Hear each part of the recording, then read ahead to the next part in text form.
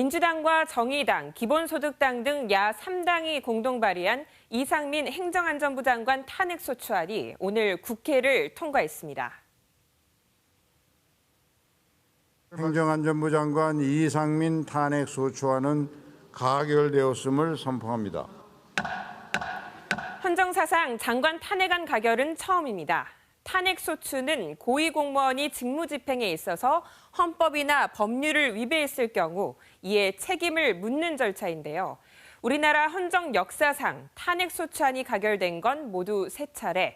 2004년 고 노무현 전 대통령이 처음이었고 2016년 전직 대통령 박근혜 씨, 2021년 임성근 전 부장판사로 이 중 박근혜 씨가 유일하게 탄핵이 인용된 경우입니다. 탄핵소추안이 발의되면 국회의장은 즉시 본회의에 보고하고 본회의 의결로 법사위의 회부에 조사하거나 72시간 안에 본회의 무기명 투표에 붙일 수 있습니다. 국민의힘이 오늘 표결에 앞서서 법사위 회부를 제안했지만 부결돼 바로 본회의 표결로 이어졌는데요. 국무위원 탄핵안 의결은 국회 제적의원 3분의 1 이상의 발의가 필요하고 제적의원 과반수의 찬성이 필요합니다. 다만 대통령은 요건이 보다 엄격해서 과반수 발의 3분의 2 찬성이 필요합니다.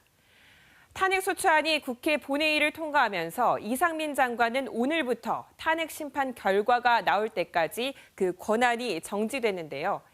이제 공은 헌법재판소로 넘어가게 됐습니다. 헌재는 이제 법률 위반 여부를 따지는 심리 과정을 이어가게 되는데요. 헌재는 각하와 기각, 인용 3가지 결정을 내릴 수가 있는데 이 중 각하는 청구 요건을 갖춰서 가능성이 낮아 보이고 기각과 인용 둘 중 하나입니다.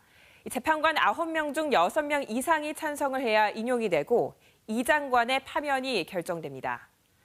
이 장관의 탄핵 배경을 살펴볼까요? 이태원 참사와 관련해 주무장관으로서 국민 보호 의무를 명시한 헌법과 재난안전법을 위반했고 국회에 출석해선 행안부가 유족 명단과 연락처를 가지고 있지 않다고 말해 국회 증언 감정법 위반 혐의도 있습니다.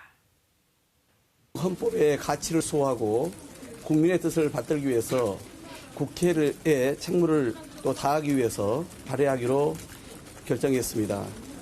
쟁점은 이상민 장관이 직무상 명백하게 헌법이나 법률을 어겼는지 여부일 텐데요. 민주당과 달리 국민의힘은 2004년 노무현 전 대통령 당시 탄핵안 기각을 이유로 들며 중대한 법 위반이 아니라 정책 결정의 잘못 등은 탄핵 사유가 될 수 없다는 입장입니다. 이번 탄핵 심판에서 하나의 변수로 꼽히는 게 국민의힘 김도부 의원이 현재 국회 법사위원장을 맡고 있다는 점입니다. 탄핵 심판에서는 법사위원장이 검사 역할을 맡게 되는데 여당 소속으로 이 역할을 제대로 할지 의구심이 있기 때문입니다. 헌재는 사건 접수일로부터 180일 안에 선고를 해야 하는데요. 노무현 전 대통령의 경우 2달이 걸렸지만 임성근 전 부장판사의 경우 8달이 걸리기도 했습니다. 내년 4월 총선을 앞두고 있는 만큼 이번 탄핵소추 심판 결과는 정치권에 미치는 영향도 클 텐데요. 기각이 되면 이번 탄핵을 주도한 민주당은 역풍을 우려할 수밖에 없고 인용이 되면 이 장관 사퇴 요구를 거절해야 했던 윤석열 대통령은 물론 여당인 국민의힘에 대한 책임론도 커질 것으로 보입니다. 헌정사상 첫 장관 탄핵 소추, 헌법재판소가 어떤 결정을 또 언제 내리느냐에 관심이 쏠리고 있습니다. KBS 뉴스 하선아입니다.